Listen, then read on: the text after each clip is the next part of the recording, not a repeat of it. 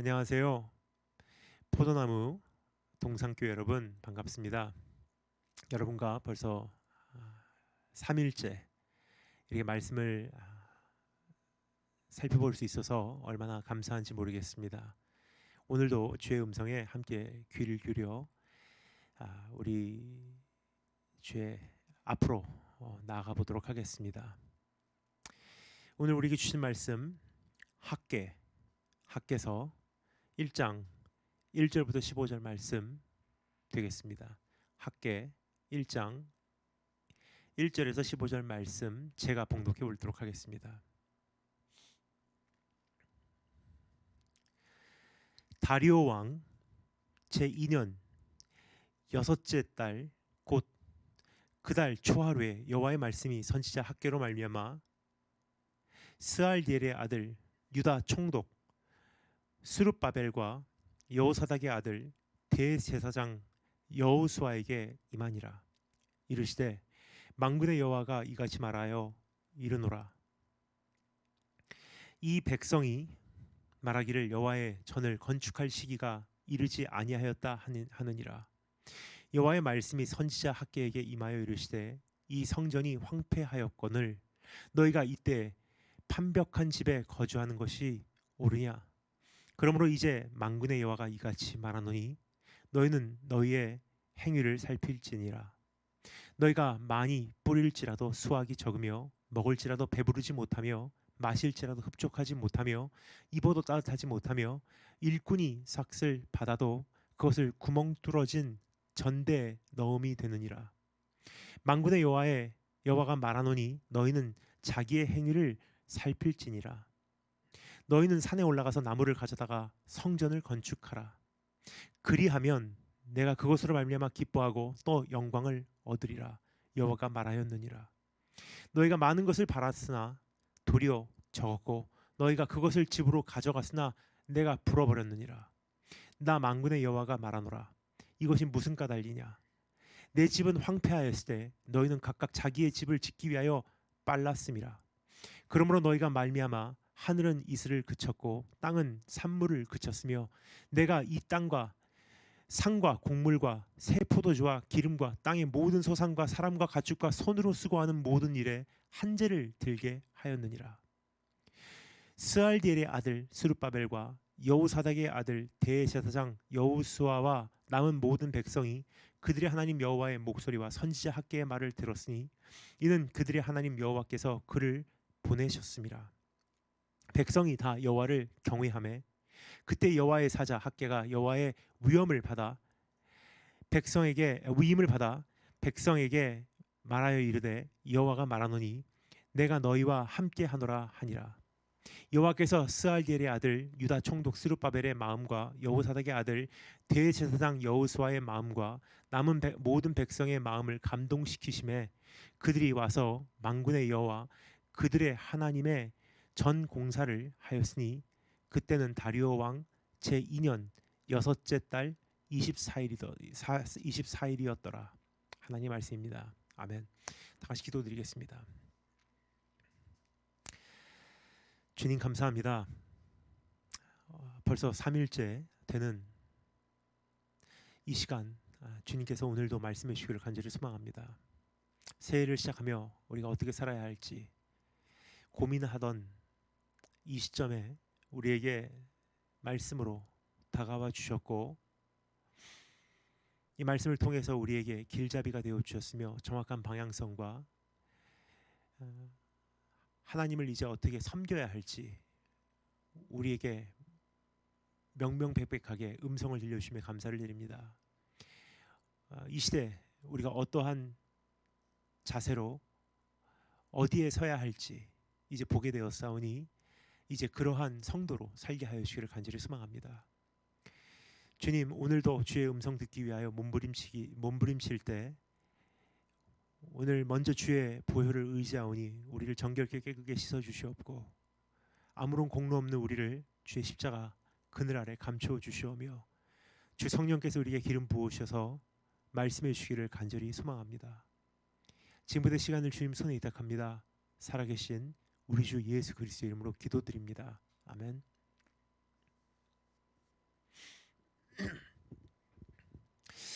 이번 여러분과 3일간 말씀을 나눌 수 있어서 얼마나 감사한지 모르겠습니다. 이번에는 소선지자들의 소선지서의 말씀을 위주로 우리가 살펴보았는데 이것은 우리가 흔히 살펴보지 않는 구절들이라고 해도요, 너무나 중요한 하나님의 마음을 우리에게 전하고 있는 내용들이라서 여러분과 참 뜻깊은 그러한 새해의 출발이 되지 않았나 생각이 됩니다. 특별히 오늘 여러분과 이 마지막 시간 함께 귀를 기울여 보기를 원하는 이 본문 말씀, 주님께서 우리에게 이 말씀을 통해서 다음과 같이 권면의 음성을 들려주시고 계십니다. 나의 무너진 집을 세우라. 나의 무너진 집을 세우라. 중간에 중단되어 있는 공사에 착공하라. 너의 신앙의 건축을 돌아보라. 오늘 우리에게 말씀하시는 그 음성에 우리가 반응하시는 축복이 있기를 주님의 이름으로 축원드립니다. 자, 이제 주님의 음성에 귀를 기울여볼 때 이 부르심의 의미가 무엇인지 조금 더 구체적으로 이해하고 온전하게 우리가 반응하기 위하여 다음과 같은 세 가지로 나누어 정리해 보도록 하겠습니다.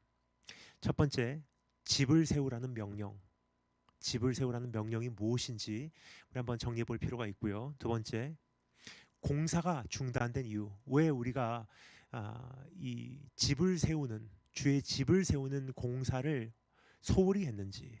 그리고 세 번째, 재착공에 대한 약속. 재착공에 우리가 착수를 하면은 하나님께서 우리에게 어떠한 약속을 주시는지 우리 세 가지로 나누어서 정리해 보도록 하겠습니다. 그럼 첫 번째, 집을 세우라는 명령에 한번 귀를 기울여 볼까요? 집을 세우라는 명령. 1절부터 4절 말씀 조금 전에 읽었지만 사실 설교자의 말보다도 주의 음성에 직접 은혜를 받기 원하기 때문에 1절부터 4절까지의 말씀을 한 번 더 읽어볼 테니 여러분께서 귀를 기울여 주시면 감사하겠습니다. 1절부터 4절 말씀 읽겠습니다. 다리오 왕 제2년 여섯째 달 곧 그 달 초하루에 여호와의 말씀이 선지자 학개로 말미암아 스알리엘의 아들 유다 총독 스룹바벨과 여호사닥의 아들 대제사장 여호수아에게 임하니라. 이르시되 만군의 여호와가 이같이 말하여 이르노라. 이 백성이 말하기를 여호와의 전에 건축할 시기가 이르지 아니하였다 하느니라. 여호와의 말씀이 선지자 학개에게 임하여 이르시되 이 성전이 황폐하였거늘 너희가 이때 편벽한 집에 거주하는 것이 옳으냐. 주님의 말씀입니다. 학개 선지자의 입술을 통하여 선포된 예언을 한마디로 요약하면 여호와의 무너진 집을 세우라는 부르심인 것을 여기서 볼 수가 있습니다. 여호와의 무너진 집을 세우라. 약 기원전 606년부터 605년도에 예루살렘은 바벨론 제국에게 함락되어 포위되게 됩니다. 그때부터 기원전 597년까지 이스라엘 백성의 일부가 포로로 끌려가게 되죠. 포로로 강제 이주되는 이스라엘 민족의 첫 번째 파도, the first wave라고 불리웁니다. 그 후 약 10년 후인 기원전 587년도에 포로의 두 번째 파도가 바벨론 땅으로 강제 이주되게 됩니다. 그리고 약 5년 후인 기원전 582년도에 포로의 세 번째 파도가 그 이방 땅으로 옮겨지게 됩니다. 두 번째와 세 번째 파도 사이 예루살렘 함락으로부터 약 20년 후인 기원전 586년도에 예루살렘 성전은 완전히 파괴가 되죠. 이러한 절망적인 상황에 놓여지게 된 이스라엘 백성을 향하여 예레미야 선지자는 다음과 같이 예언을 합니다. 아무리 긴 것 같아도 바벨론에서의 포로 생활은 70년간이라는 사실을 이스라엘 백성에게 알려줍니다. 포로로 끌려가는 입장에서 볼 때는요, 이것은 끝나지 않을 것 같은 복역의 기간이에요. 근데 예레미야는 그들에게 선포합니다. 70년간이다. 그리고 결국 그들은 모두 고토로 돌아올 것이라는 약속을 합니다. 제가 읽어드리겠습니다. 예레미야서 25장 말씀입니다. 이 모든 땅이 폐허가 되어 놀랄 일이 될 것이며 이 민족들은 70년 동안 바벨론의 왕을 섬기리라. 여호와의 말씀이니라. 70년이 끝나면 내가 바벨론의 왕과 그의 나라와 갈대아인의 땅을 그 죄악으로 말미암아 벌하여 영원히 폐허가 되게 하되. 그리고 예레미야 32장에는 다음과 같이 이어서 기록되어 있습니다. 이스라엘의 하나님 여호와께서 너희가 말하는 바 칼과 기근과 전염병으로 말미암아 바벨론 왕의 손에 넘긴 바 되었다 하는 이 성에 대하여 이와 같이 말씀하시니라. 보라, 내가 노여움과 분함과 큰 분노로 그들을 쫓아 보내었던 모든 지방에서 그들을 모아들여 이곳으로, 이 고토로 거룩한 예루살렘 땅으로 돌아오게 하여 그들을 여기서 안전하게 살게 할 것이라.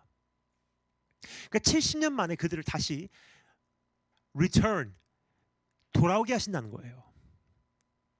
결국 바벨론 제국은 페르시아 왕국 고레스 왕으로 인하여 기원전 539년에 무너지게 됩니다. 그리고 곧바로 잡혀있던 포로들은 그들의 고토로 귀환시키기 위하여 돌아가라는 그 고레스 왕의 그 명령으로 인해서 이제 돌아가기 시작하죠.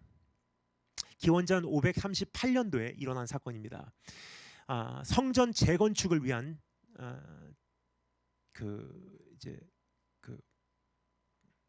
돌아가는 발걸음이 시작된 거예요. 고레스 왕이 명을 내려서 성전 재건축을 위해서 그 일에 착공하라고 이스라엘 민족을 돌아가게 합니다.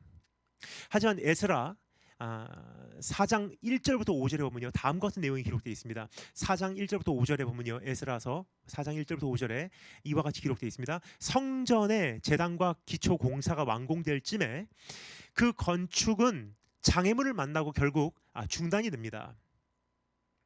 이스라엘 백성이 포로 생활하는 사이에 그 땅에 와서 정착한, 이제 이스라엘 민족이 부재 중인 사이에 그 땅에 와서 정착하게 된 아수르 민족의 개교와 반대로 인해서 그 공사가 이제 중단이 되어버리게 됩니다.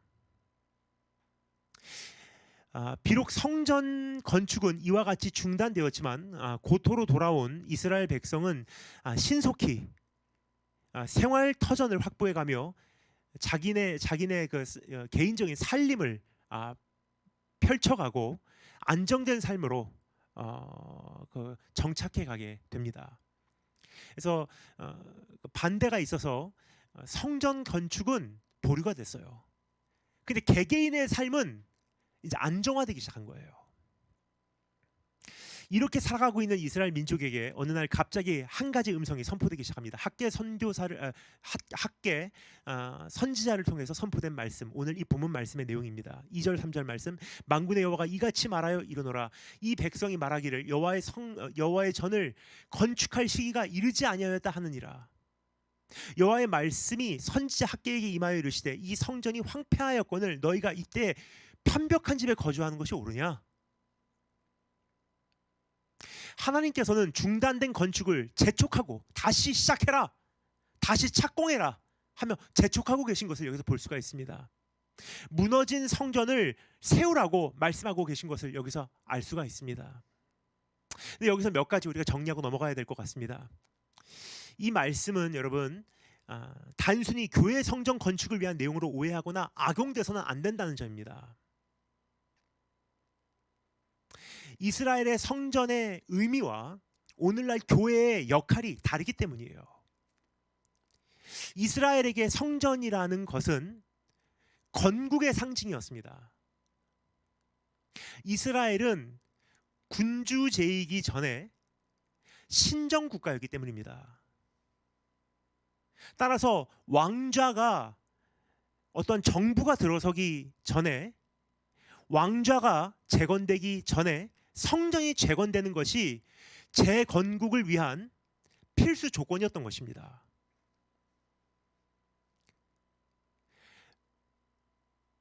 더 나아가서 이렇게 국가가 건국되어야만 메시아가 오실 수 있는 터가 예비될 수 있는 거예요. 즉 성전 건축은 주님 나라 확장의 필수 조건이었던 사실입니다. 그래서 아브라함, 다윗 세 자손으로 이제 이 땅에 예수 그리스도 그 메시아가 오시죠. 그러기 위해서는 이스라엘이라는 국가가 필요한 거예요.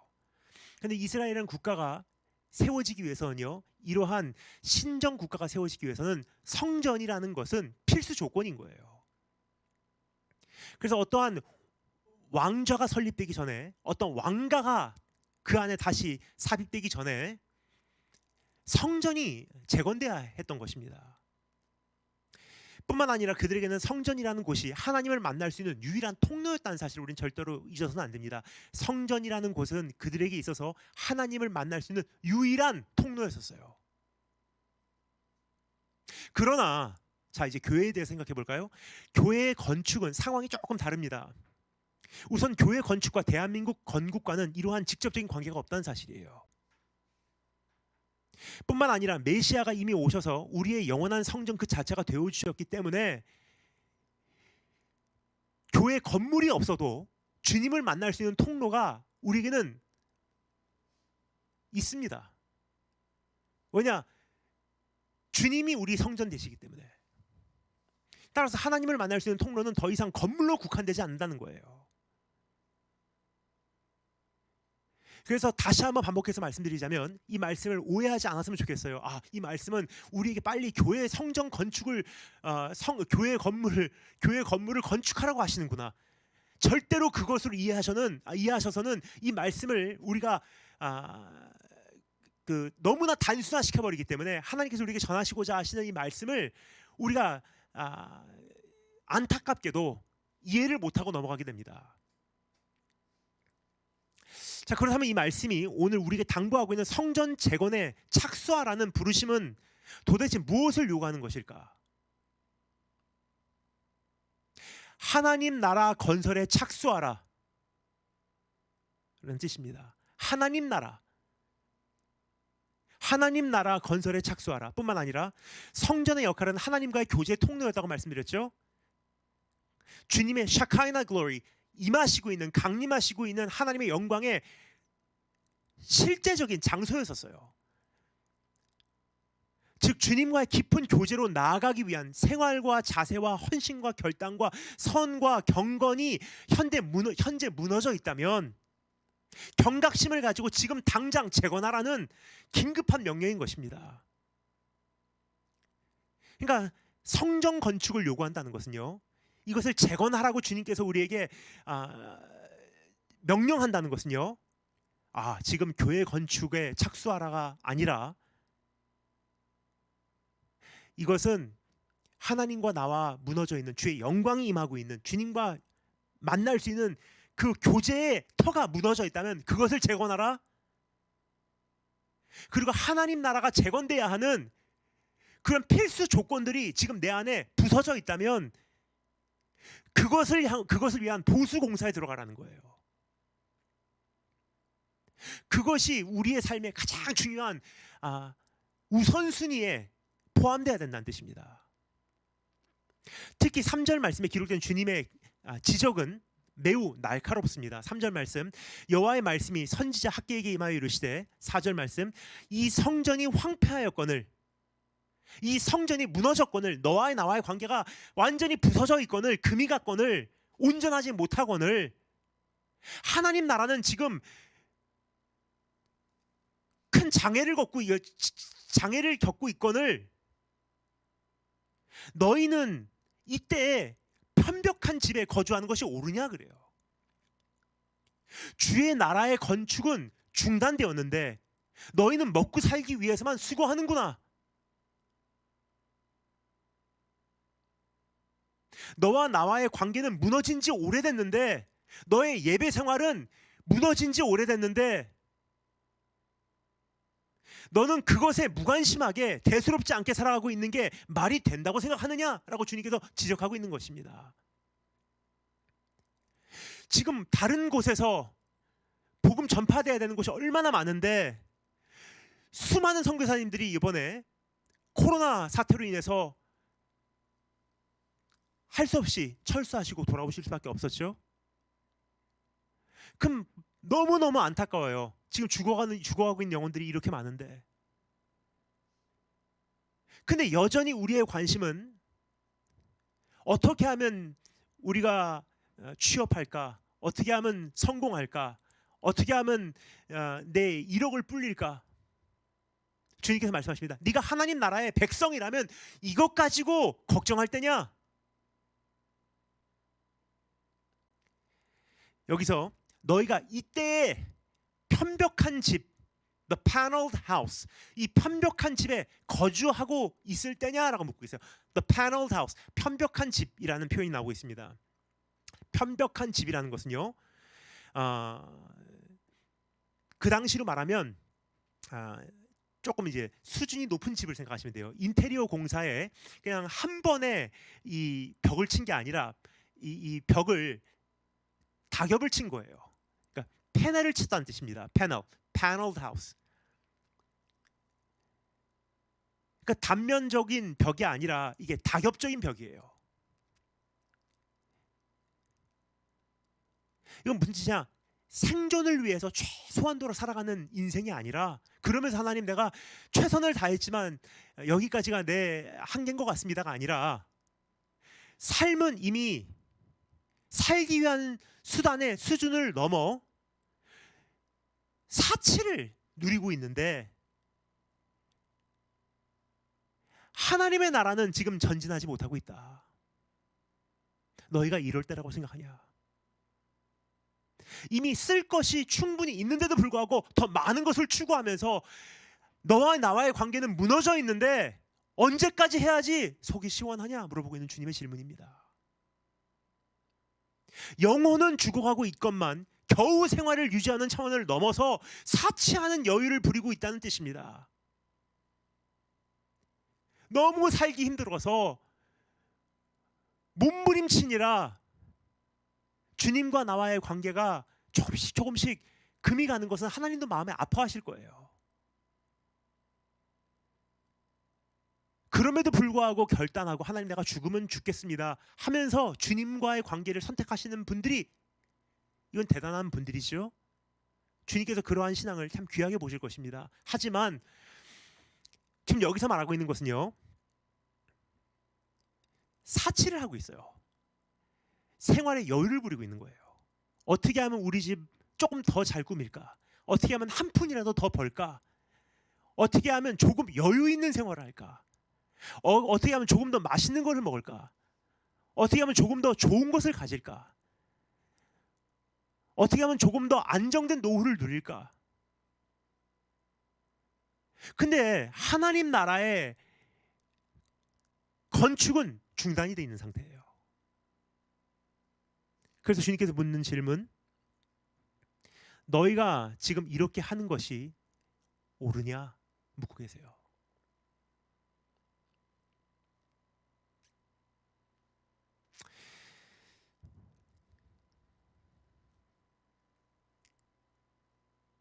그 무엇보다도 우선 우리가 이제 주의 나라 건설을 위한 공사에 착수해야 될 것, 오늘 우리 가슴에 깊이 새기고 그것을 위해서 일어나시는 축복이 있으시기를 주님으로 축원드립니다. 주님과의 교제 회복을 말하고 있는 것입니다. 주님과 나와의 그 교제가 무너져 있다면 그 무엇보다 이것이 우리의 우선순위를 차지해야 되지 않겠습니까? 예배 생활이 무너진 지 오래됐는데 여러분, 우리가 이 새해 무엇에 우선순위를 둬야 되겠습니까? 말씀의 열정은 사라지고 예배 때는 졸고 기도 생활은 재미없고 찬양은 메마르고 성경을 읽어도 내 안엔 눈물이 없고 옛날에 그 뜨거움은 사라지고 내 안엔 냉랭함만 있는데, 그것을 어떻게 하면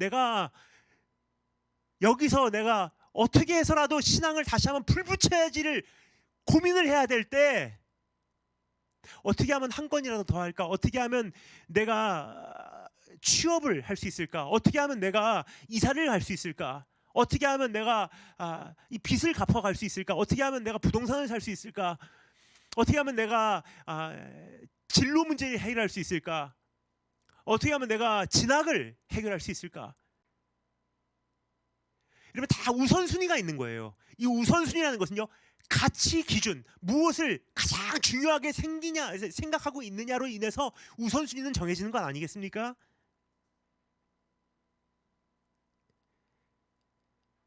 주님의 얼굴이 우리를 향하는 것, 주님과의 친밀함을 위하여 그 은밀한 자리로 돌아가는 것, 그것이 우리의 삶에 우선순위를 차지하고 또 하나님 나라 재건을 위한 것, 하나님 나라 확장을 위한 것, 그것을 위해서 땅까지 복음이 전파되는 것, 그것이 우리의 삶에 우선순위를 차지하고 그것을 위해서 내가 다시 한번 올인할 수 있는 그러한 새해의 첫걸음을 우리가 내디딜 수 있도록 주님의 이름으로 축원드립니다. 두 번째, 공사가 중단된 이유를 한번 우리가 분석해 보도록 하겠습니다. 5절부터 11절 말씀인데 이건 중간중간 읽어 내려가도록 하겠습니다. 5절부터 11절을 참고로 여러분께서 이렇게 참고를 하고 계시면 좋을 것 같습니다. 이와 같이 중요한 일을 제쳐두고 삶에 치이고 생활에 안주하는 이유는 도대체 무엇인지 잠시 살펴보고자 하는 것입니다. 여기는 다음과 같은 몇 가지 이유가 있음을 알 수가 있습니다. 첫 번째, 열정을 주된 원동력으로 삼은 것이 한 가지 이유예요. 열정을 주된 원동력으로 삼았던 것. 때로는 우리에게 열정이 필요는 합니다. 그러나 열정만으로는 절대 멀리 가지 못한다는 사실을 오늘 이 시간을 빌려서 말씀드리고 싶습니다. 저도 온 세계를 다니면서 참 열정 있는 사람들을 많이 만나게 됩니다. 목사님, 내가 땅 끝까지 가겠습니다. 주를 위해서 죽겠습니다. 마지막 날까지 저는 끝까지 버티겠습니다. 근데 문제는요, 열정은 순간이더라고요. 그래서 주님께서 우리에게 말씀하실 때 언제나 열정에 대한 말씀을 하신 적이 한 번도 없어요. 나를 위해서 불태워라 라고 말씀하신 적 없어요. 열정을 가져라 라고 말씀하신 적 없어요. 인내하라. 인내는 무엇입니까? 열정이 있을 때나 없을 때나 일관성을 가지라는 거예요. 내 마음에 뜨거움이 있을 때나 정말 하기 싫을 때나 똑같이 하라는 거예요. 인내하라. 그래서 끝까지 견디는 자는 구원을 얻는데요. 여러분, 끝까지 견디는 게 끝까지 열정이 있어서 견디는 겁니까? 아니에요. 힘들지만 견디는 거예요. 가기 싫어도 가는 거예요. 하기 싫어도 하는 거예요. 그러다 보면 열정이라는 것은요, 밀물 썰물 같이 왔다가 사라지고 왔다가 사라지고, 때로는 하이, 때로는 로우, 때로는 슈퍼차지, 때로는 방전되고, 때로는 열정에 휩싸여서 찬양만 불러도 눈물이 날 때가 있지만, 때로는 정말 갈에서 광야와 같은 때를 걸어갈 때가 있는 거예요. 그래도 똑같이 내 신앙 지켜나가는 것이 있는 거예요. 똑같은 자리에서 섬기고, 똑같은 자리를 지켜내서 예배드리고, 똑같은 속도로 달려내고, 똑같은 방향을 향해서 나아가고, 이것이 성실함인 것입니다. 근데 문제는 이 시대는 이 모습이 상실되어 가고 있어요. 왜요? 기회주의자들. 굉장히 기회주의자들이 많아요. 왜요? 열정이 우선된 시대이기 때문에. 열정이라는 것은요, 자극된 것을 쫓아가게 돼 있어요. 근데 지금 이 시대에 자극된 것을 얼마나 자주 쫓아가는 기회가 많습니까? SNS만 봐도요, 웬만하면 자극성을 지금 강조하고 있지 않습니까? 귀를 자극하고, 눈을 자극하고, 입맛을 자극하고, 그러다 보니까 사람들이 어떤 자극성을 따라가는 데 길이 들여져 있어요.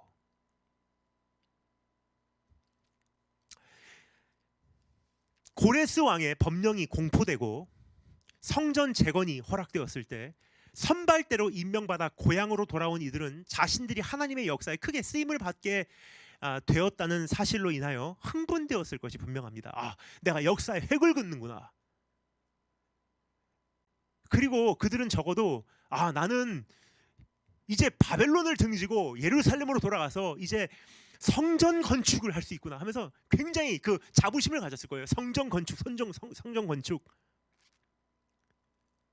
우리 당지 선교여행 가도 그래요. 처음 갈 때는요. 내가 주를 위해서, 어떤 사역을 할 때도 그렇어요. 내가 주를 위해서. 그러니까 자기 영웅심이 굉장히 그게 어느 정도 이게 그 작용을 하는 것 같아요. 내가 주를 위해서. 열정입니다. 그러나 생각했던 것과는 달리 일이 잘 진행되지 않을 때 그들은 모두 포기했던 것입니다. 왜 이렇게 지루하지? 생각했던 대로 열매가 없지? 이걸 언제까지 해야 되지? 열정으로 달려온 사람들은 열정이 고갈되면 그들이 달려갈 힘이 더 이상 제공해주는 원료가 없기 때문에 나가 동그라지게 돼 있어요. 여러분, 하나님께서 찾으시는 사람은요, 어떤 재능 있는 사람이 아닙니다. 하나님께서 지금 이 시대에 여러분을 부르시고 계신데, 여러분을 부르시고 계신 부분이요, 어떠한 열정을 보시고 부르시는 게 아니에요. 순수함, 단순함, 신실함, 성실함, 충실함, 충성됨, 일관성, 인내함, 꾸준함, 이런 부분들이 주님께서 우리에게 찾으시는 부분이 아닌가 생각이 듭니다. 정말 이런 부분들이 지금 이 시대에 많이 없는 것 같아요. 그래서 오늘 이 부분들 우리 특별히 청년들 안에서 다시 한번 회복이 되었으면 좋겠어요. 우리 청년들은 그 본능적으로 이 열정이 굉장히 많잖아요. 근데 이 열정이 나를 이끌어가면요, 이 신앙이라는 것이 이렇더라고요. 근데 그런 신앙이 아니라, 롤러코스터 신앙이 아니라, 할 수 있을 때도 절제하고 하지 못할 때도 꾸준히 그 자리를 지켜내고, 그래서 어느 정도 똑같은 속도로 똑같은 방향을 향해서 마라톤 뛰듯이 롱런하는 거예요. 하나님, 내가 끝까지 가겠습니다. 끝까지 가겠습니다. 언제나 똑같은 모습으로 내가 섬겨내겠습니다. 저는 그 중학교 1학년 때 예수님 만나고요, 중학교 2학년 때부터 노방전도를 시작했어요. 노방전도를 이제 그 일본 시내 후쿠오카 그 중심에서 하기 시작했습니다. 그래서 일본 시내 후쿠오카 중심 덴진이라고 하는 곳에서 이제 복음을 전했는데, 일본 기독교 인구에 대해서 여러분 다 잘 알고 계시죠? 일본 인구 그 당시만 해도요 1억 2,500만, 1억 2,800만 보고 있었어요. 근데 기독교 인구가요, 기독교 인구는 1억 2,800만 중에서 천주교를 제외하면 0.2%였어요. 0.2%. 그러니까 몇 명이 되겠습니까? 정말 몇 명 안 되는 거예요. 근데 거기서 제가 일본 사람들에게 복음을 전하기 시작했을 때, 그러니까 일본이라는 나라는요, 포스트 크리스찬이 아니라 프리 크리스찬이란 나라이기 때문에, 포스트 크리스찬, 프리 크리스찬이라는 건 무슨 뜻이냐? 포스트 코로나, 프리 코로나라는 단어와 같이 기독교가 이미 지나간 나라와 기독교가 아직 지나가지 않은 나라가 있어요. 그러니까 기독교가 이미 지나간 나라는, 예를 들어서 대한민국이라든지 미국이라는 나라든지 기독교를 이미 경험을 해버렸기 때문에, 뭐 기독교에 대해서 경험한 나라들 중에서 기독교에서 반감을 갖고 있는 나라가 굉장히 많습니다. 왜냐하면 교회가 잘못을 또 많이 저지른 것도 사실이기 때문에. 그래서 미국이나 이제 한국에 와서요, 그 교회에 대해서 어떻게 생각하십니까? 라고 설문조사를 하잖아요. 그러면 반감을 갖고 있는 사람들이 굉장히 많아요. 근데 pre-Christian nations, 그러니까 기독교가 아직 완전히 휩쓸고 가지 않은 나라들, 기독교에 대해서 굉장히 긍정적으로 보는 그 태도를 갖습니다. 일본이 좋은 예예요. 일본 사람들에게 이제 그 조사를 하잖아요. 결혼식을 올릴 때 가장 이상적인 결혼식이 무엇입니까? 그러면 자기네들은 나는 그 교회에서 결혼식을 올리고 싶다 하는 사람들이 80% 이상이에요. 본인은 교회 다니지는 않으면서 교회에서 한번 결혼식을 올리고 싶다 하는 사람들이 80% 이상이에요. 그런데 그럼 교회 나오시죠? 그러면 뭐라 그러냐? 나 같은 죄인은 그런 데는 못 가요. 그렇게까지 이야기를 해요. 그러니까 교회에 대해서 굉장히 좋은 인식을 갖고 있다는 거예요, 일본 사람들이. 그래서 일본에서 노방전도가 꼭 필요하다고 생각했어요, 저는. 왜냐하면 일본 사람들에게 교회에 대해서 알릴 필요가 있기 때문에 교회는 딱딱하지는 않은 곳이다. 죄인이 올 수 있는 곳이다. 누구든지 웰컴이다. 그래서 일본 시내에서 복음을 전하기 시작했습니다. 근데 중학교 2학년 때 복음 전하기 시작한 그때부터 고3까지 5년간 매주 토요일 저녁 7시 눈이 와도 비가 와도 학교에서 시험이 있어서 숙제가 있어도 심지어는 농구 시합, 제가 농구부였거든요. 농구 시합 결승전 준결승이 있어도 농구 시합 그만두고 노방전도 왔어요. 왜냐? 정해놓은 거니까.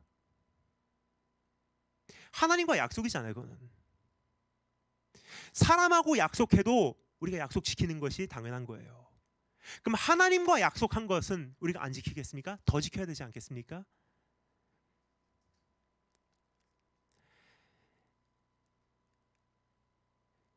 왜 그렇게 할 수밖에 없었냐? 또 한 가지 이유가 있어요. 이건 제 여동생이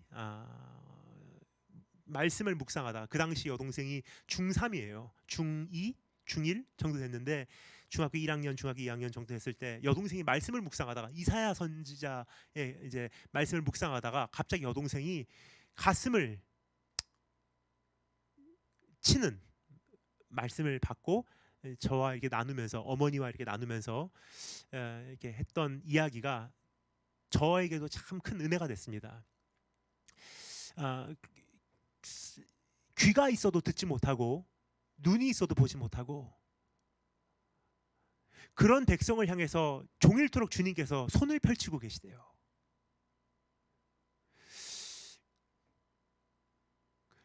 매주 토요일 저녁 7시 그 자리에 가기로 약속돼 있는데 저하고 여동생이 일본 시내 후쿠오카 시내 덴진에 저희가 가지 않으면요 주님 혼자 서 계시겠구나 생각을 하니까 안 나갈 수가 없는 거예요. 주님 바람 맞히게 되는 거잖아요. 주님 혼자서 지나가는 사람들에게 손 내밀고 계신 걸 생각하니까 하나님 농구 시합 때문에 못 가겠어요. 여러분 농구 선수로서 준결승까지 갔는데 스타팅 5 파워 포워드 대표가 못 가겠습니다 하는 거는 이건 학교 명예에도 관련된 거고요. 학교 농구부에게 찍히는 이야기예요.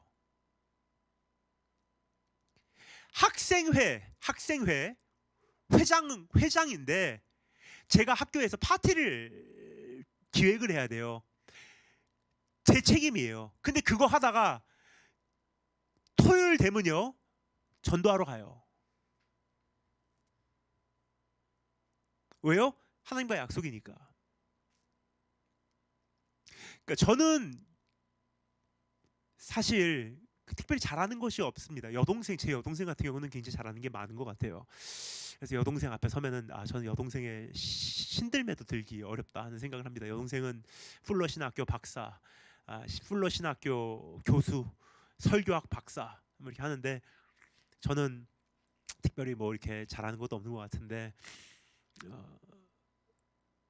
왜 하나님께서 저 같은 사람도 쓰시는가 생각을 하면 물론 하나님의 은혜지만 그 은혜를 하나님께서 어떠한 통로로 주시냐면 어린 제가 하나님의 약속을 지킬 수 있는 사람으로 만들어 주시는 은혜를 주셨어요. 그래서 하나님께서 그 은혜를 그 통로를 통해서 저에게 축복을 주시고요. 작은 일에 충성하였으니 너에게 큰 일을 맡기리로다 하면서 조금씩 하나씩 더 맡겨가시는 거예요. 저에게 일을. 그래서 오늘 하나님 앞에서 우리가 한번 생각해 보기를 원하는 건 우리의 삶에 어떠한 주님과의 교제가 박살나고 주님 나라 세워가는 일에 지금 어떠한 금이 가고 그것을 우리가 잠시 보류한 상태로 놓고 내 삶에 오히려 정신없이 달려가고 있는 원인이 뭐냐? 지금까지 열정으로 달려왔다는 거예요. 여러분 열정 아닙니다. 꾸준함이에요. 그래서 이것을 뭐라고요? 경건의 연습이래요. 연습은 싫어도 하는 게 연습이에요.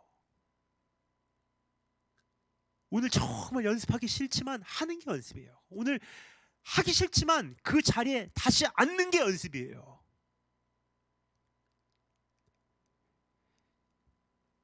그렇게 주님과의 관계가 재건되고 그렇게 나를 통해서 하나님 나라가 확장되는 역사가 일어나기를 주님으로 축원합니다. 두 번째, 왜 하나님 나라 재건이 중단되었는지 그 이유는요, 게으름으로 인한 수많은 변명으로 하나님 나라가 중단되었습니다. 게으름으로 인해서 수많은 변명이 생기게 돼요. 그러니까 게으름은 내가 게을러서 못하겠어요 라고 말하지 않아요. 내가 게을러서 못하겠어요. 아니에요. 참 희한해요. 교회에 안 나오는 사람들도요, 내가 더 이상 교회 나오기 싫어서 라고 말하지 않아요. 누구 때문에라고 이야기해요. 교회에 떠나가는 사람들도요, 분명히 자기가 신앙이 떨어진 건데, 분명히 자기가 하나님과 문제가 있는 건데, 분명히 자기가 그냥 신앙이 없어진 건데, 분명히 자기가 죄를 진 건데, 분명히 자기가 하나님과의 문제가 있는 건데, 교회를 떠나갈 때 뭔가 떠나갈 수 있는 변명거리를 만들어야 되잖아요. 그러니까 자기도 그걸 믿는 것 같아요, 사실. 그러니까 꼭 뭐라고 말하냐? 누구 때문에라고 얘기해요. 목사님 때문에, 누구 때문에, 누구 때문에. 굉장히 비겁합니다. 그 사람들이 내가 게을러서요 라고 그렇게 말하지 않아요. 게으르지만, 그것이 원인이지만 그 게으름은 여러 가지 변명을 만들어내요. 이것도 못하고 저것 때문에도 그렇고, 상황이 이렇고 상황이 저렇고, 그래서 공사가 중단된 거예요.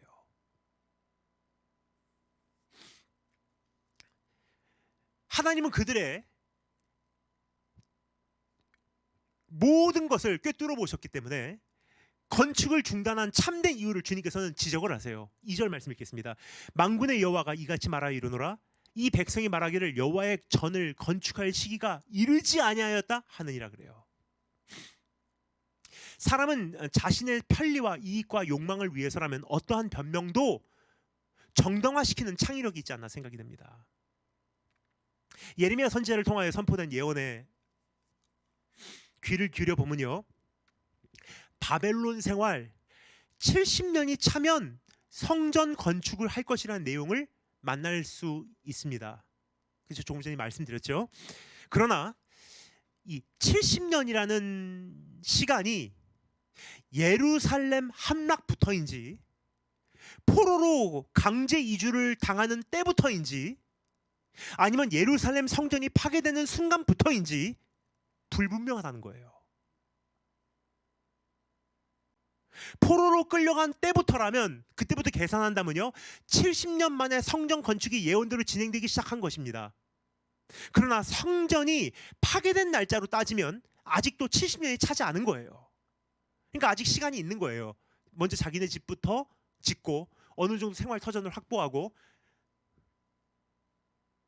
그래서 그들은 아직은 아니라고 자신을 토닥이고 있었던 것입니다. 중요한 것은 그들은 환경이 허락될 때에는 하나님의 뜻이라고 생각했지만 조금 상황이 어려워지면 수많은 이유를 달아 못하는 변명을 만들어낸다는 뜻이에요. 직장에 입사했을 때에는 주님의 뜻이라고 말하지만 그 직장 때문에 교회 생활조차 제대로 못하게 될 때에는 뭐라 그러죠? 여건이 좋지 않게 되면 뭐라 그러죠? 상황이 나아질 때까지 기다리는 것이 하나님 뜻일 것 같습니다. 사람들이 참 희한해요.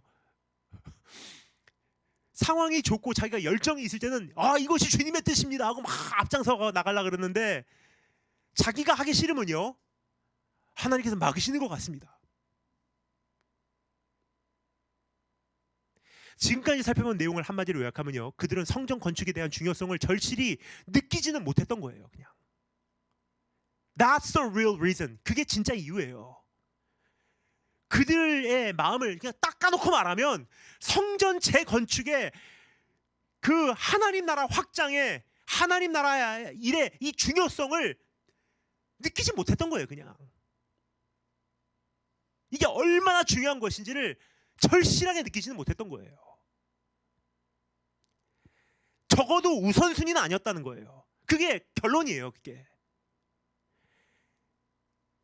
그래서 예수님께 나온 사람들에게 주님께서 뭐라고 말씀하시죠? 피할 길을 주님께서는 주시지 않습니다. 내가 주님을 따르겠습니다. 그러니까 주님께서 뭐라고 말씀하십니까? 먼저 가서 나의 부모를 장사하고 오게 하옵소서. 그래요. 먼저 가서 나의 부모를 장사하고 오게 하옵소서. 저는 그것에 대해서 주님께서 뭐라고 말씀하십니까? 주님을 따르겠습니다. 근데 주님 허락하신다면 먼저 가서 나의 부모를 장사하고 오게 하옵소서. 주님께서 뭐라고 말씀하십니까? 죽은 자는 죽은 자가 장사하게 하라. 저 어렸을 때 그 말씀이 이해가 안 갔어요. 아, 주님께서는 장사하는 것을 싫어하시는구나. 장례식을 싫어하시는구나. 그런 뜻이 아닙니다. 무슨 뜻이냐면요, You are dead. 그러니까 네가 가서 마음껏 해. 네가 하고 싶은 거 해. 그 뜻이에요. 네가 죽었어. 뭐죠? 네가 영원히 살아있다면, 영원히 살아서 눈을 떠서 볼 수 있다면 네가 누군지 내가 누군지를 알았으리라. 내가 누군지를 진짜 알았더라면 먼저 가서 이것을 하고 오겠습니다라는 말이 나올 수가 없었어. 여러분, 만왕의 왕, 왕 중의 왕, 주의 주, 그 무엇보다도 값진 주님, 온 우주의 창조주, 영원하신 하나님이 나를 부르신다는데, 그분과 함께 할 수 있다는데, 그분을 섬길 수 있다는데, 먼저 가서 이거 하고 올게요 라는 말이 나온다면요, 변명이 무엇이고 간에 사실 이것에 대한 중요성을 그만큼 못 느끼고 있다는 뜻이에요. 그거밖에 결론이 없습니다.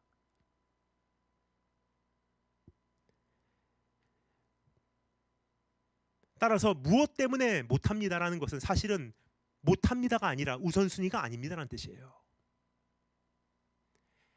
일본어 속담에 보면요, 하기를 원하는 사람은 할 수 있는 방법을 찾아내지만 하기를 원하지 않는 사람은 못하는 변명을 찾아낸다고 합니다. 우리는 지금 현재 주님 앞에 어떠한 변명을 달고 있습니까? 그것에 대하여 주님께서는 다음과 같이 말씀하고 계십니다. 5절 말씀. 그러므로 이제 만군의 여호와가 이같이 말하노니 너희는 너희의 행위를 살필지니라. 그래요. 너희는 너희의 행위를 살필지니라. 상황을 살피고 내 안에 변명을 살피고, 너 이게 말이 된다고 생각하냐? 안주해버린 원인을 살피고 그 대가를 살피라는 거예요. 이스라엘의 성전 재건을 중단한 결과는 무엇입니까? 6절부터 11절 말씀.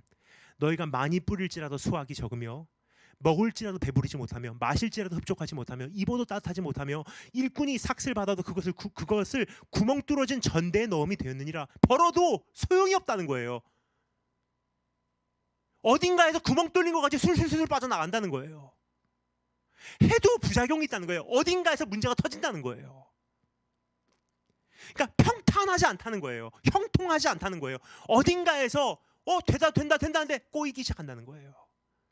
만군의 여호와가 말하노니 너희는 자기의 행위를 살필지니라. 또 말씀하세요. 5절 그 다음에 7절. 만군의 여호와가 말하니 너희는 너희의 행위를 살필지니라. 얼마나 답답하시면 하나님께서 5절 말씀에 너희는 너희의 행위를 살필지니라, 7절 말씀에 너희는 자기의 행위를 살필지니라, 8절 너희는 산에 올라가서 나무를 가져다가 성전을 건축하라. 그리하면 내가 그것을 말미암아 기뻐하고 또 영광을 얻으리라 여호와가 말하였느니라. 이것이 네가 살 방법이야.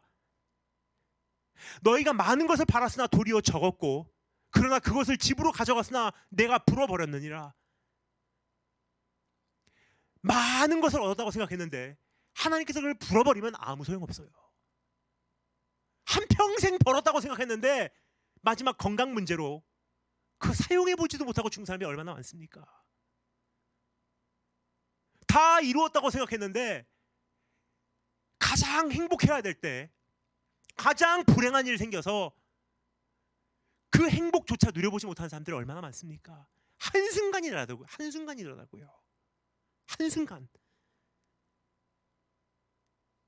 한순간의 사고로 인생은 행복과 불행이 좌우됩니다. 그걸 누가 좌우하냐는 거예요. 다 하나님 손에 있지 않습니까? 생사화복을 좌우하시는 분 하나님이세요.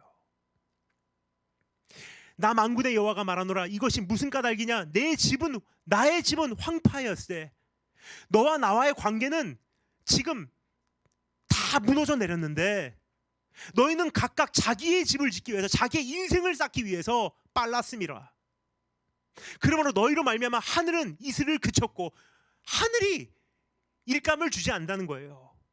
땅은 산물을 그쳤으며 내가 이 땅과 산과 곡물과 새 포도주와 기름과 땅의 모든 소산과 사람과 가축과 손으로 수고하는 모든 일에 한재를 들게 하였느니라. 그러니까 하나님께서 끊으시면 살 길이 없습니다. 여기는 다음과 같은 두 가지 의미가 있습니다. 육안으로는 부하게 보이나 영적으로는 매우 가난한 사실이에요. 또 한 가지 의미는요, 영적 현실은 언젠가 생활의 영역으로 서서히 스며들어 실제적으로도 그러한 가난함이 임하게 된다는 경고입니다. 영은 반드시 그 영향력을 육신의 영역에 끼치게 되어 있기 때문입니다. 그래서 뭐라고요? 영이 잘됨 같이 범사에 잘되고 강건하기를 원하노라. 반대로 말하면 영이 잘되지 않으면요, 언젠가는 결국은 범사에 안 되고 육신도 망하게 돼 있다는 거예요. 저는 이렇게 생각합니다. 참 희한해요. 살고자 하면 죽어요. 죽고자 하는 자는 정말 살게 돼 있어요. 저는 정말 그것을 너무나 많이 경험했기 때문에 압니다. 제가 신학대학원 다닐 때 정말 돈에 쫓겼어요. 그 신학대학원 다닐 때 제가 학비에 쫓겼습니다. 먼저 왜냐하면 저희 어머니 아버지께서 사업을 하셨던 것 좀 그 당시 어려움을 당하셨고요. 그때 이제 여동생 학비가 무지 비쌌어요. 그래서 여동생 도와주고 저는 일단은 제 그 줄을 끊으라고 어머니 아버지께 말씀을 드렸어요. 왜냐, 제가 주님의 종이면 하나님께서 교육을 시키실 거기 때문에 저에게 돈에 대한 교육을 시키기 위해서라도 어머니 아버지께 어려움을 주실 수 있으니 아예 저하고 그 돈에 대한 인연을 끊으면 하나님께서 종이시기 때문에 교육을 시키시려면 하나님께서 그냥 물질을 붙이실 것이고 그래서 학비를 주실 것이고 아니면 학비를 주시지 않을 것이니 그냥 학비 주시지 마시라고 아예 그냥 돈을 끊었어요. 그러니까 이제 제가 다녔던 트리니티 신학대학원 학비가 만만치 않습니다. 기숙사비, 생활비 정말 힘들었어요. 근데 저도 그 당시 또 부글부글 끓고 있는 젊은 피였기 때문에 젊음이 있었기 때문에 제가 타고 싶은 자동차가 있었어요. 찝차, 랭글러. 처음에는 사람이 시험이 들려고 하면 그 앞에 얼쩡거리는 것 같아요. 찝차 딜러가 있는데 하필 그게 교회 가는 길에 있어요. 매일 교회 갈 때마다 그 앞을 지나가는 거예요. 근데 그 앞에 그게 시카고에서 제가 살던 시카고에서 그중에 거의 가장 큰 딜러예요. 크라이슬러, 더지, 찝차 세 개가 같이 있는 딜러에서 찝차 수백 대가 쫙 있어요. 고속도로 앞에 지나가면서 계속 보는 거예요. 갈 때 보고 올 때 보고. 근데 야간에도 그냥 다 불 켜놓더라고요. 근데 어느 날 들어가 볼까 하는 생각이 들더라고요. 사단은 생각부터 들어옵니다. 그래서 혹시나 해서 그냥 들어가는 건 it won't hurt. 그냥 들어가는 것은 뭐 나쁘지 않아. 그러니까 사단은 한 걸음씩 우리 인도하는 것 같아요. 들어가는 것은 괜찮아 하고 한 걸음 들어가 봤어요. 제 분수에는 안 맞아요. 신학생 분수에는 이게 학비도 없는데 무슨 찝찹니까? 완전 카포예요. 그래서 괜찮을 거야.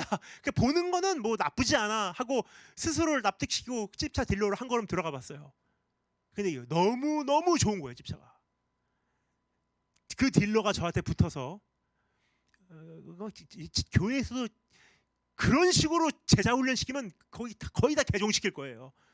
한 사람이 딱 집중적으로 붙더니 막 얼마나 적극적으로 설명을 하는지 이거는 막 지붕을 이렇게 띄어낼 수 있고, 이건 이번에 새 모델이 이렇게 나왔고, 이건 여기까지 해줄 수 있고, 이거 서비스를 해주고 막 하니까 딱 3시간 만에 제가 타고 들어간 자동차 놓고 찝차 끌고 나왔어요. 근데 이게 한 달, 매달 이게 페이멘트가 얼마나 많은지 그때부터 정말 힘들었거든요. 그렇게 해서 신학대학원 생활이 6년간 만만치가 않았어요. 학비 내랴, 생활비 내랴. 그래서 이제 물질관에 대한 훈련을 톡톡히 치렀습니다. 하나님께서 저에게 마지막 경험을 뭘 시켜주셨냐? 하나님, 내가 헌금이라는 것은 돈이 많이 생기면 열심히 헌금 생활 하겠습니다 생각을 했는데, 훈련을 받으면서 한 중간 반쯤 넘어가고 나니까 이제 물질관이 정말 많이 바뀌게 된 거예요. 물질은 하나님께서 주시면 없었던 것도 생길 수 있고, 거두어 가시면 있었던 것도 하루아침에 없어질 수 있다. 그래서 물질은 있다고 안심할 것이 아니고 없다고 불안할 존재가 아니구나. 왜냐? 주셨다가 거두어 가실 수 있는 거고, 거두어 가셨다가 하루아침에 주실 수 있는 게 물질이기 때문에. 그러니까 물질로 인해서 불안할 필요도 없고, 물질로 인해서 안심할 필요도 없다. 그러니까 물질은 하나님을 섬기기 위한 도구일 뿐이다. 물질을 위해서 내 생명을 걸 만한 그러한 존재는 아니구나. 그럼 하나님, 내가 신학생으로 얼마 되지 않지만, 얼마 있지 않지만, 내가 11조는 내 평생에 절대로 걸리지 않겠습니다. 그때 정말 힘들었거든요. 교회에서 받는 사례 얼마 되지 않지만 거기서 11조 텔레니까 이거는 심장을 빼내는 느낌이에요. 자동차 페이멘트에 집세에다가 학비에다가, 그럼 카포 여러분 잘 아시죠? 이미 쓸 돈이 없는데 자동차 그거 다 내고 나면 거기다가 11조 내라니까 그냥 11조 내가 하나님 절대로 걸리지 않겠습니다. 그리고 매주 내는 이 헌금, 과하게 나에게 벅찬 헌금, 내 형편에 벅찬 헌금의 분량을 정해놓고, 하나님 거기서 내가 내려가지 않겠습니다. 근데 참 희한해요. 그때부터 기적이 일어나기 시작해요. 하나님께서 물질로 채우시는데요, 그때부터는요, 지금까지, 그때부터 벌써 20년이라는 시간이 넘어가고 있어요. 계속 채우세요. 전 선교지 나갈 때 돈 한 푼도 안 갖고 나갔어요. 이건 그냥 나는 미국 갈 때 50불만 갖고 나갔어, 그런 뜻이 아니에요. 이거 진짜로 후원 교회가 없어서요. 저는요, 진짜로 돈 한 푼도 안 갖고, 저에게 이제 한 1년 정도 살 수 있는 집만 마련해 주신 분이 계세요. 근데 그것만 가지고 가서 저를 파송한 교회에서 한 달에 200불 주신다고 하시더라고요. 200불. 여러분, 200불은 한 달에 20만 원이에요. 그게 중국 북경 물가가 안 맞는 거예요. 한 달 동안 생활할 수 있는 정도가 아닙니다. 근데 그걸로 생활을 해야 되는데 정말 힘든데, 전 그때부터 기적을 경험했어요. 하나님께서 채우시기 시작하는데, 그때부터 저는 제 고백이 증명이 되는 거예요. 물질은 아무것도 아니구나. 초월해버리기 시작해요. 없었다가도 생기는 게 물질이고, 하루아침에 주님 주시면 생겨버리는 거예요. 있었다가도 하루아침에 하나님께서 너는 물질 필요 없다 거두어 가시면 하루아침에 망해버리더라고요. 그러니까 물질이 있다고 안심할 것도 아니고, 물질이 없다고 든든할 것도 아니더라고요. 그래서 오늘 여러분께 도전합니다.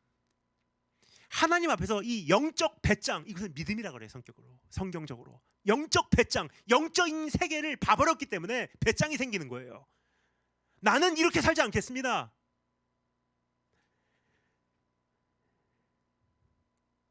그렇게 내가 오늘 결단한다면요, 하나님께서 부어주세요. 오늘 그러한 결단을 하심으로 새해에 이제까지 누려보지 못했던 내 삶의 질서와 영적 균형과 내 삶의 축복을 재배해내시는 그러한 축복이 있기를 주님으로 축원드립니다. 마지막 세 번째, 재착공에 대한 약속 12절부터 15절 말씀 읽겠습니다. 12절부터 15절 말씀. 스알디엘의 아들 스룹바벨과 여호사닥의 아들 대제사장 여호수아와 남은 모든 백성이 그들의 하나님 여호와의 목소리와 선지자 학개의 말을 들었으니 이는 그들의 하나님 여호와께서 그를 보내셨습니다. 백성이 다 여호와를 경외하며 그때 여호와의 사자 학개가 여호와의 위임을 받아 백성에게 말하여 이르되 여호와가 말하노니 내가 너희와 함께 하노라 하니라. 여호와께서 스알디엘의 아들 유다 총독 스룹바벨의 마음과 여호사닥의 아들 대제사장 여호수아의 마음과 남은 모든 백성의 마음을 감동시키심에 그들이 와서 만군의 여호와 그들의 하나님의 전 공사를 하였으니 그때는 다리오 왕 제2년 여섯째 달 24일이었더라. 아멘. 이제 우리가 살펴보기로 원하는 것, 이제 하나님께서 재착공을 요구하셨는데 재착공에 이제 드디어 착수를 했어요. 그렇게 되니까 어떻게 되는지 세 가지. 첫 번째, 사람들의 마음이 움직이기 시작해요. 그들의 마음이 움직이기 시작합니다. 결단하면 응원하는 사람들이 합류하게 돼 있어요. 참 희한해요. 결단하면요 사람들을 붙여주세요. 하나님께서 여기 보면요 스룹바벨이 붙고요,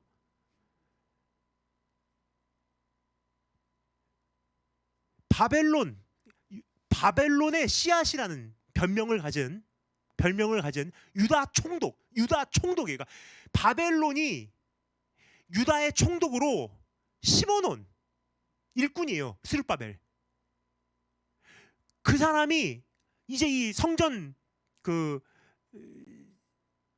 재건에 함께 그 동참을 한 거예요. 그러니까 하나님께서 응원을 하기 시작했어요. 하나님께서 응원을 하신 것을 어떻게 알 수 있냐? 사람을 붙여주세요. 저는 이번에 이제 작년에 이제 이 스튜디오를 오픈하게 되었습니다. 코로나 시대를 지내면서 정말 많은 분들에게 이 영적 목마름을 해소해드리기 위해서 고민을 하다가 이 스튜디오를 이제 마음을 갖고요.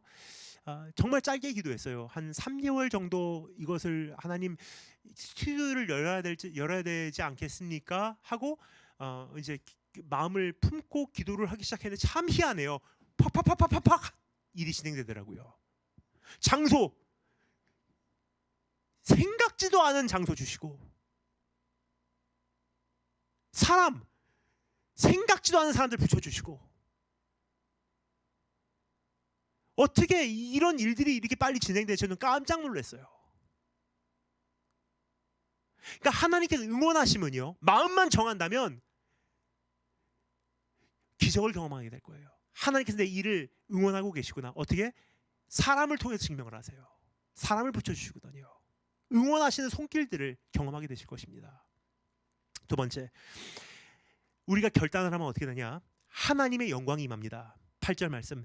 너희는 산에 올라가서 나무를 가져다가 성전을 건축하라. 그리하면 내가 그것으로 말미암아 기뻐하고 또 영광을 얻으리라. 여호와가 말하였느니라. 하나님께 영광을 받으신대요. I will be praised, I will be glorified. 영광이라는 단어가 나오는데 성경에서 말하는 이 영광이라는 것은요, 그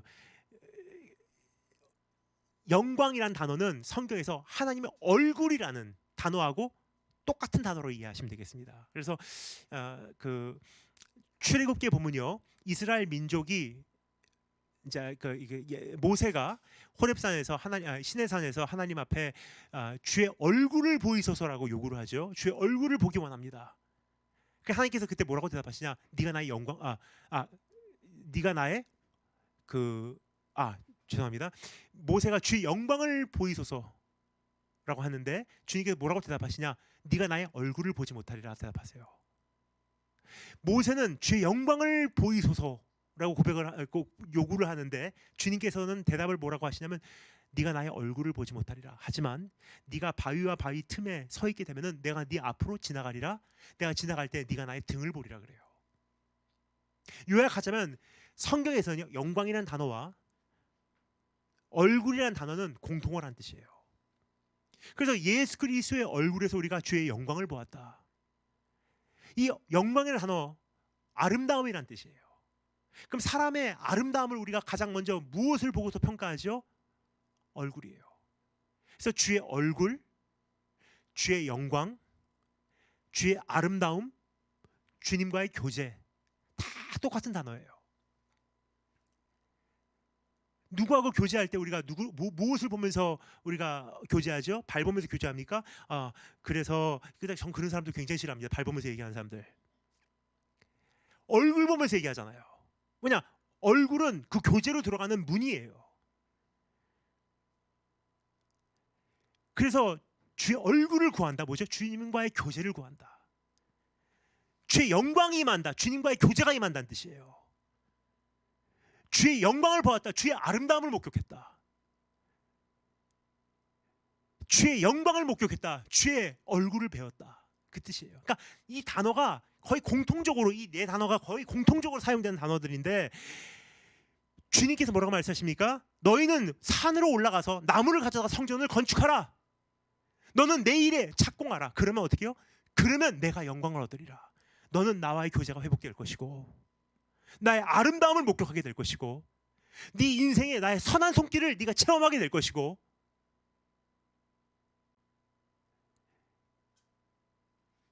내 얼굴을 네 삶에 소유하게 될 것이다. 여러분, 하나님의 낯을 소유한다는 것만큼 축복이 없습니다. 우리 인생에.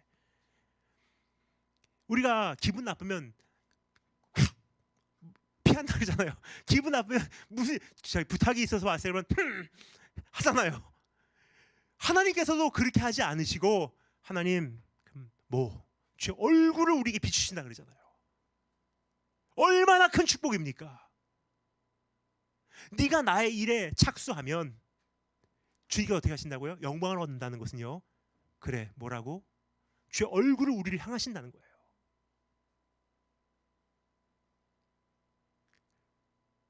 이만큼 큰 축복이 없습니다. 주님께서 모르는 사람들, 내가 너를 도무지 알지 못하노라, 그런 존재가 된다면, 그런 대상이 된다면 이게 얼마나 슬픕니까? 근데 우리가 정말 주님과 교제하고, 주님과의 교제를 재건하고, 그리고 정말 우리가 주님 나라 이 확장에 헌신하는 것에 일하는데, 그러던 가운데 어느 날 정말 힘들어서, 하나님 내 사업이 정말 힘드네요. 그런데 주님께서 뭐라고? 주의 얼굴을 향하신다면 이보다 큰 축복이 없어요. 그래서 이번에 우리가 오늘 여기서 말하는 것 같이 너희는 산에 올라가서 나무를 가져다가 성전을 건축해라. 이 우리의 할 임무예요. 그러면 나는 너에게 얼굴을 향하신다는 거예요. 우리의 임무를 하고 주의 얼굴을 소유하시는 그런 축복이 있기를 주님으로 축원합니다. 마지막 세 번째, 하나님의 역사가 진행이 되기 시작해요. 그때부터는 결국 이스라엘은 건국하며 메시아는 오시고 하나님의 역사는 성취가 되죠. 이스라엘 백성이 결단을 하고 나니까 성전이 건축이 되고요. 이스라엘이라는 나라가 건국이 되고요. 메시아가 오실 수 있는 틀이 이제 준비가 되는 거예요. 그래서 메시아가 오시게 되고요. 만민을 구원하시는 하나님의 역사가 성취가 돼요. 이제 우리에게도 남은 사명이 있습니다. 나와 주님과의 교제로 절대 끝나지 않습니다. 나는 골방에서 열방으로 나아가는 것이 하나님의 능력입니다. 주님의 방법입니다.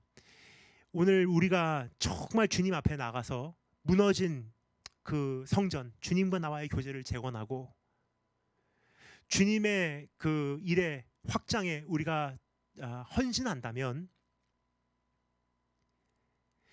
하나님께서 그것으로 끝내질 않아요.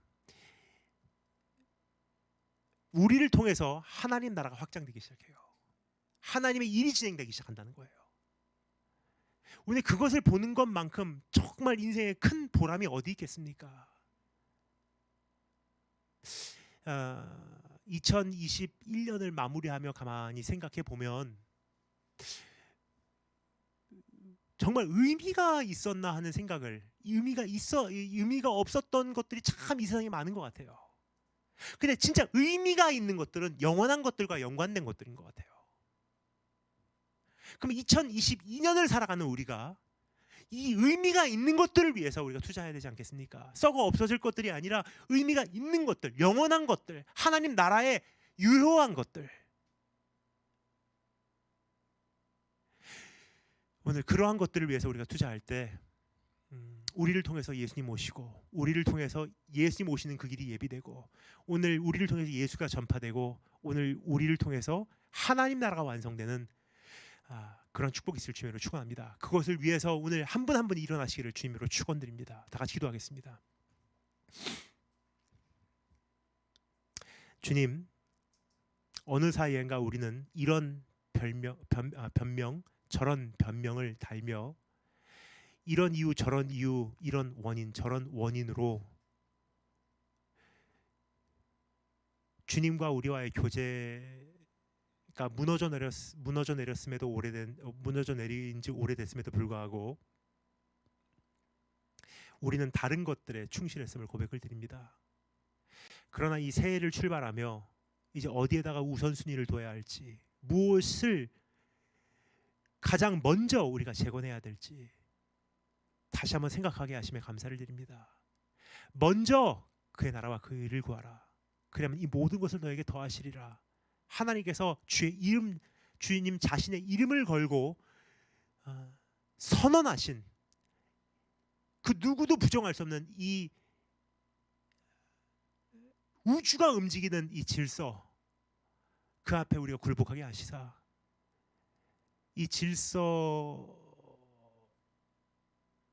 속에서 하나님 어떻게 역사하시는지 우리가 정말 경험하고 주님 높여드리게 하여 주시기를 간절히 소망합니다. 우리가 주님께 걸었더니 어떻게 되었더라. 우리가 주님께